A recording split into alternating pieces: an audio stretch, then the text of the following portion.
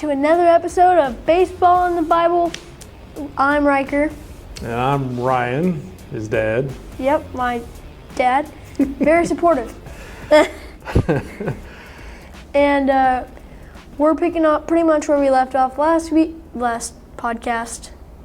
It's all right, last podcast. Yeah. We're going to be where we decided which disciples are going to go in each position. Right. So what did we assign last episode? So last episode we assigned Andrew to the position of catcher. So if you look at the image right here, you can see we're going to work through building the team that changed the world. That's what we're naming this team, the team that changed the world. So if you look at the diamond there, the world changers. You can see Andrew is in our position of catcher. Right. So what position are we going to look at today? This week we are going to be covering one position, yet multiple positions at the same time. Right. We're going to be covering pitchers, specifically right hand, left hand, and closer pitchers. Correct. As usual, we will pick our all-time favorites, list them, and assign a disciple to that position. There we go. So we're going to work through that. If you haven't watched the first episode, encourage you to do so. Yeah, highly recommend. So we don't have to go through all of our disclaimers every episode, but we'll do that again this time real quick and just say we did the research. Yeah, but we're also not experts. Don't get that confused. So, but we're going to pick back up into that discussion, and so we're going to start with right-handed pitcher. And so obviously there's different forms. There's a starting pitcher, there's middle relief, there are closers. But for the point of this exercise, we're just going to limit it to kind of starting right-handed pitchers. Right. And again, we looked at some of their qualities. And this is from an MLB level, not 11U. So if you're thinking that may not be me, it's maybe you're just because you're not there yet. Yeah, you're not there yet or whatever. So our starting right-handed pitchers, and so we looked up some qualities. What do you think of when you think of an MLB guy, an ace right-handed guy? What do you think? Right hand, I think he's usually their main leadoff. He has good gas. He can throw pretty fast. Yeah. He's obviously good with strikeouts if he's going to be the starter. If he's pitching, he's going to be good with strikeouts. But he doesn't have to be a strikeout guy, but a lot of them are. I mean, they do usually, but not in all cases, but in a lot of cases, especially the ones we're going to highlight on our MLB team, they threw heat. They are referred to as kind of like stallions, just like guys that can get a lot of innings.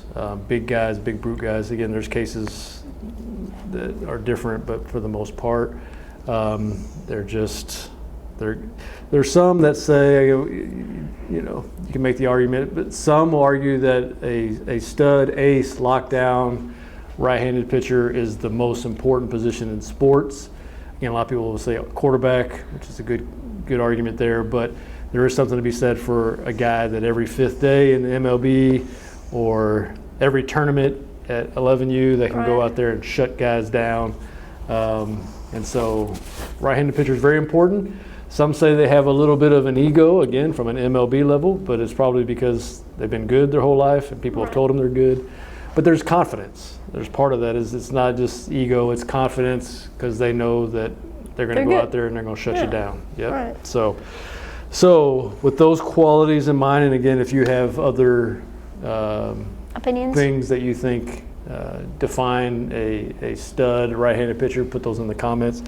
But we're going to list our MLB guy to start there with our right-handed and our all-time right-handed pitcher. And so again, Riker's going to give his. I'm going to give the right one, and then we can debate between us. But he'll give his incorrect answer, and I'll give my I'll give my correct answer. Yeah, no, his is pretty good. His is pretty good. It's hard to argue. My lineup is hard to argue with. Yeah. So who is your all-time best? I'll give you a little hint. Yeah, without a doubt, the greatest MLB righty of all time is Nolan Ryan.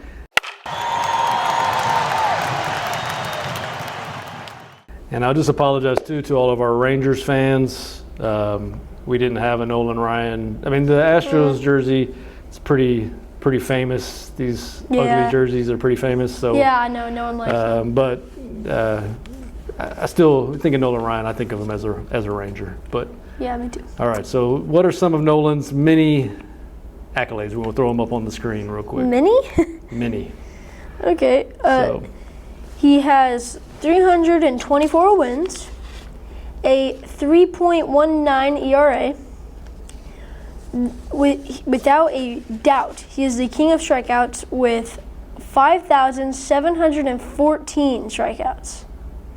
He has 7 no-hitters, 1 World Series win, and he has 8 All-Star awards. Yes. Nolan Ryan, the Ryan Express. As someone that is named Ryan, loved him as a kid. He also has, which we didn't list on the stats, 1 knockout of Robin Ventura. And probably the most knockouts anyone will have. And the crazy thing about those stats, that as we go through some of these other pitchers, the crazy thing is he has 0 Cy Youngs, which again, for those that don't know, Cy Young is the award given to the pitcher of the year.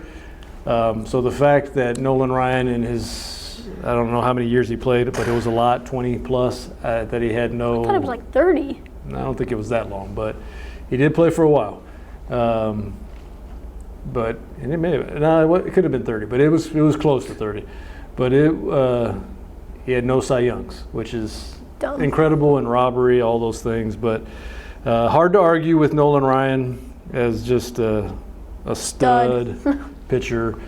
Again, much like my argument for Yachty, if you would look up catcher in the dictionary, I think if you look up stud, absolutely. stallion, right-handed pitcher, Nolan Ryan would be right there at the top of the list. All right. But he probably wouldn't be at the top of the list because the guy that I'm going to mention Not better than Nolan. would be at the top of the list. Now this guy, he played even before I was born, so I didn't get the privilege to see him. But growing up in St. Louis, the legend of Gibby, of Bob Gibson,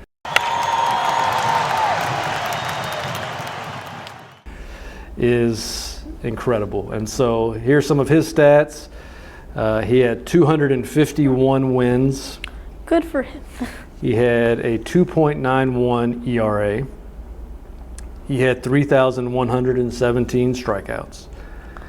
Not He close to had Nolan. 9 All-Star appearances. And here's where it gets even really good. He had 2 World Series wins.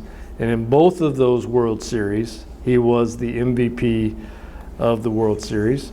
He had 1 National League MVP, which is, it's tough for pitchers to get MVPs. He had 2 Cy Young Awards. Some of the other stats that I didn't have room for on this slide because it's just too many to throw up there. Okay. In 1968, he had a 1.12 ERA for the year. Some people say that's the year. Well, it is the year that changed pitching because they had to adjust the mound after. Oh yeah, that's true. Because of his dominance in that World Series that year. He had 17 strikeouts in a World Series game, still a record. One of the greatest stats, I think, for him, again, in this day, he had 482 career starts, and of those, he had 253 complete games. So more than half of his starts, he pitched all 9 innings, which is incredible. Again, when you think about today that no pitchers are pitching past 5 or 6 innings, but he pitched 253, more than half of his starts. He did a complete game. So Bob Gibson, he was tough. A lot of people were scared of him, kind of like Nolan. Oh no, they were scared of They him. were scared to get in the box with him. But he was, a nice guy, again, like Nolan, nice guy off the mound, but on the mound, they were tough as nails. And so that is my starting right-handed pitcher, Bob Gibson. you have Nolan Ryan, okay? Correct. So we're going to list our disciple for our right-handed pitcher, and we are going to select, based on our research, we're going to select John of Zebedee. Right. John of Zebedee. I knew that.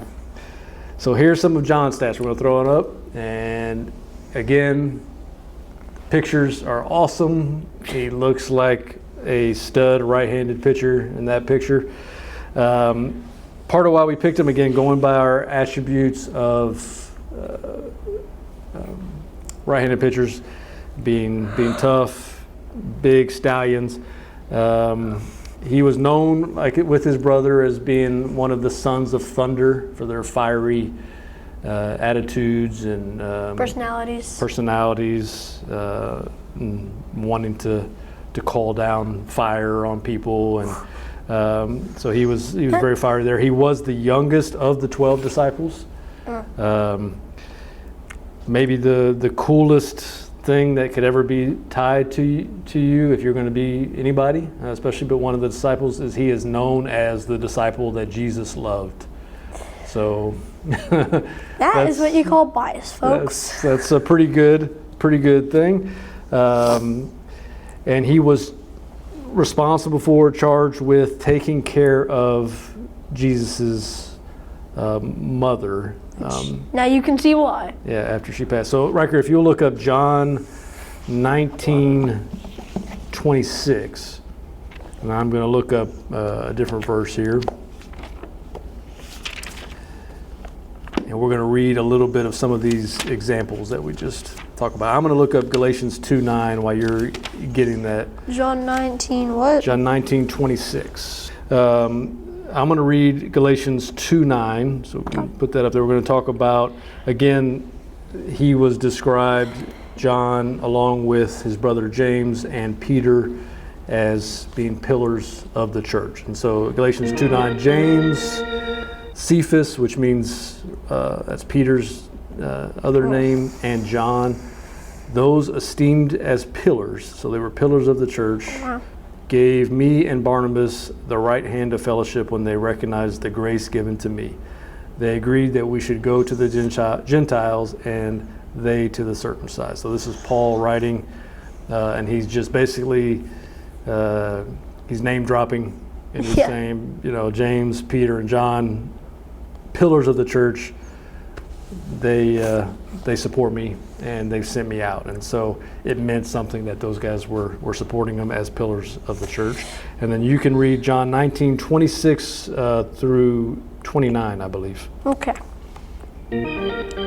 When Jesus saw his mother there and the disciple whom he loved standing nearby, he said to her, "Woman, here is your son." And to the disciple, "Here is your mother." From that time on, this disciple took her into his home. You can stop there. It was just through 27. My apologies. Okay. So that's when Jesus is, he's on the cross at that moment, and he looks down and he says, basically, John, take care of my mom. Yeah. So that's pretty high responsibility. Yeah, exactly. Right. So those are some of the things that we know about John. Again, he was considered to be one of the three on the inner circle, three of the guys closest to Jesus, again, known as the disciple that Jesus loved. So our right-handed pitcher for our team that changed the world is John of Zebedee. Okay? Right. All right, so now we're going to get into our left-handed Pitchers. pitchers. Okay? And so we're going to list some of the qualities. In this research, it is non-biased. It is, again, thinking of MVP, or not MVP, MLB type guys. So some of the things that we came across were they are sometimes a little bit goofy. They don't take themselves too seriously, maybe quirky, usually fun, a lot of fun conversations. They have unique hobbies and interests. These are some of the things that we've kind of describing the personality of a left-handed pitcher. Right, and I'll say it before you do. I belong in that category. We need to start working with your left hand? Yeah, I could. That way I can be that exact stereotype All right. that you just described me. Okay, I did. And so our left-handed pitchers that we're going to select for our all MLB team, Riker, if you want to name yours first. Oh, once again, I do not think I will be taking much heat for this one. It'll be Sandy Koufax.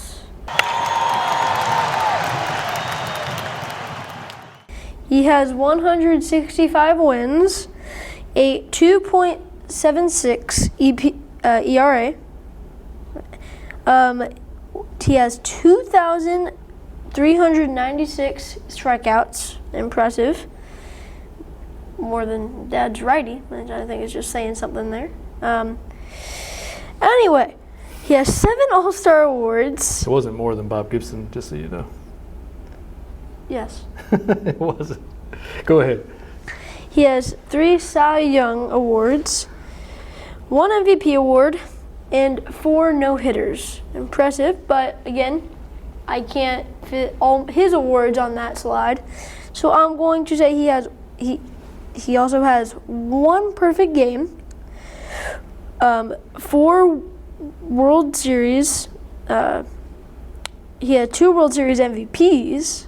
So half of his World Series he has been a MVP. Mm-hmm.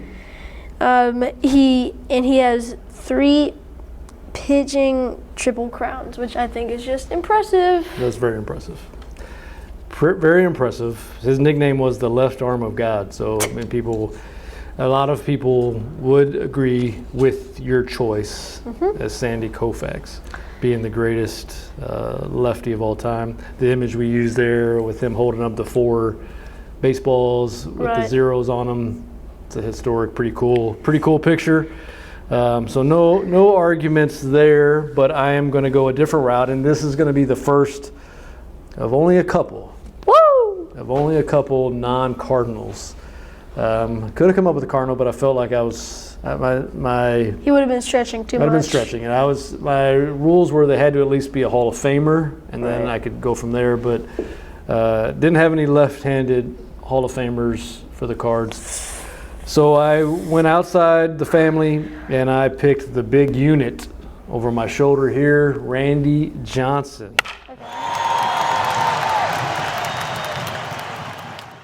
Okay, I'll give him that. That's actually a good pick. That's a really good pick. Here's some of Randy's stats. He had 303 wins. He had a 3.29 ERA. I don't know for sure, but I think he's second to Nolan in strikeouts with 4,875 Ks. That's a lot of Ks. 5-time Cy Young Award winner. Impressive there. 5-time Cy Young. Very impressive. 10 All-Stars, 1 World Series, and in that he got I remember he was the co-MVP World Series with him and Curt Schilling. That was in 2001 when they beat the Yankees, and the two of them basically won that World Series together because, as we've talked about, good pitching will shut down good hitting. He had 1 pitching triple crown, so not 3 like Sandy. He had 1 no-hitter, and he had 1 perfect game. Great career, stud guy that if you had to win 1 game, he did show up in big time situations. Oh, absolutely. So if you had to win 1 game with the lefty, I wouldn't feel bad about going with the big unit. So that's my guy, Randy Johnson. Okay, that's our lefty. So we've established what? We've talked about righties, lefties, and now what other pitching position are we going to? The most clutch pitcher, the closer. The closer, the shutdown guy that comes in with all the pressure and finishes the game. I've been a closer a couple times. Yeah. But at the MLB level, you haven't got to do it yet where you can like walk out of the bullpen and they got your music playing, That's the lights are going up and down. But hey, Like- we can make it that way. we could. But that, I mean, that I can't imagine running out like that. Ryan Helsley, the Cardinals closer, he's got a cool thing that he does. But your guy probably had the most famous music that he would run out to, and it was pretty cool. And I'm going to just say right now, I can't even argue with your guy, but I'm going to just have to pick somebody else. All right? Let me guess, a Cardinal? I'm going to pick a Hall of Fame Cardinal, not any slouch, but there's no arguing, no debating. You've got the guy right here.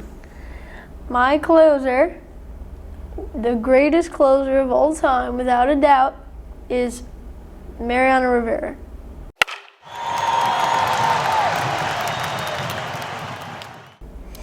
Hard to argue. Very hard to argue. He has 82 wins, a 2.21 ERA, 1,173 strikeouts or Ks. Which is incredible, again, when you think about Right. you're maybe pitching one inning at a time. Exactly. And he has a whopping 652 game saves. Yes. He's a 5-time World Series champ. He has 3 All-Star awards. 13, sorry. I Sorry? had the number wrong. And he has 1 World Series MVP. Greatest closer of all time right there, folks. Hard to Greatest argue. closer, and he ran out to, I think it was Enter Sandman by Metallica. And that was like, it was a pretty cool thing when you're watching on TV. Never got to see it live, but I'm sure it was awesome. But just to see him come out, seemed like, again, we didn't give our closer qualities, and we need to do that. But Right. every quality that I'm going to list for the most part it kind of feels like he's the opposite of it. Because he just did it a very different way, but he was The best. totally dominant. He had one pitch, really just threw the cutter, and yeah. everybody knew it was coming, and nobody could hit it. Right? They were ready, but they weren't. So let's list our qualities, because we didn't say that at the beginning, but Right. usually, and I'm going to say usually on all these things, because Mariano breaks the mode, but usually they're known for being a little bit like they're a little intense. A little Very. crazy. I think of Al Roboski for the Cardinals Right. back in the day, or Trevor Hoffman. Some of these guys, I mean, they're just like really intense, a little wacky. Because the point is almost to scare you when they come in. Like Right. you don't know if they're going to hit you or what. But Right. so usually a little crazy, a little intense, high energy. Usually throw gas, like gas. I mean, they're just trying. Aroldis Chapman now still throws 100 plus. He's trying to just blow it by you. Mariano didn't throw he threw hard, but again, he just threw the cutter fastball, and nobody could hit it. So it wasn't like he was trying to blow you away with 100, 101, 102. He just was doing that. But they do, and where Mariano does do this, they usually excel in high pressure situations, and nobody Right. excelled in better high pressure situations than him. In the World Series, all those playoff runs. So my guy fits a little bit more of those molds than Mariano does, but again, I'm going with a Hall of Fame player and a St. Louis Cardinal. Great career, Bruce Sutter. That's who I'm going with, Bruce Sutter. So we'll throw his stats up there. He had 68 wins. Again, wins for a closer, not that. Usually not monitoring that, but 68 wins, had a 2.83 ERA, 861 Ks. He had 300 saves, which is a big deal, but that's like more than that's half. Oh, that's half. Of Mariano. He had 6 All-Star appearances. He did have a Cy Young, which is rare for a closer to get a Cy Young. Correct. So impressive there, and he did have 1 World Series win with the Cards in '82 as the closer. So great Hall of Fame career, but I probably lose this battle when we're comparing Mariano to Bruce Sutter. And so we've got all of our And you know what? I'm looking at my sheet here, and I realize we did not even name our disciple for our lefty, so we're going to have to No, go we back and do that. Reverse. We're jumping ahead here. We're jumping ahead. But that's all right. So we've named our closer for MLB. We've named our closer for our lefty. We've named our MLB guy for our lefty. Let's go back, now that we've done those things, and let's list our disciple, right? So we did our disciple for right-handed pitcher was John. John. Okay. Zebedee. So our disciple for our left-handed pitcher is going to be Nathaniel / Bartholomew. Okay, Nathaniel / Bartholomew. We'll throw Nathaniel's stats up here. He was also, again, John was the youngest. Nathaniel was one of the youngest disciples. And everything that we can read about him and find out about him, it appears that he was well educated, known for being honest, open to change, kind of a free thinker, very philosophical.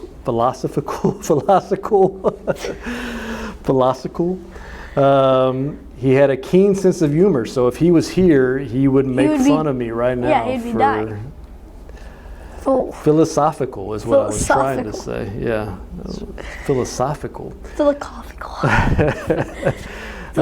What did you say? So I'm going to read John 1:46 through 49. This is one of the few mentions of him in the Bible. And this is really where he would showing some of his sense of humor, and maybe a little bit of roasting.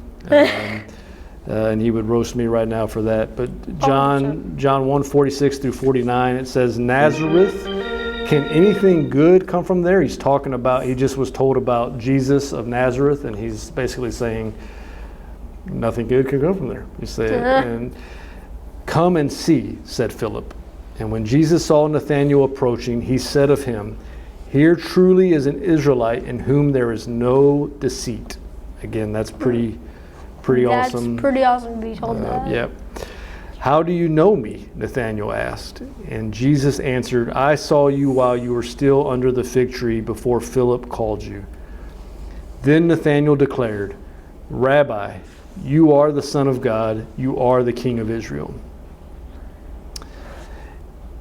And this part's cut off, but I'm going to read this. Jesus said, you believe because I told you I saw you under the fig tree.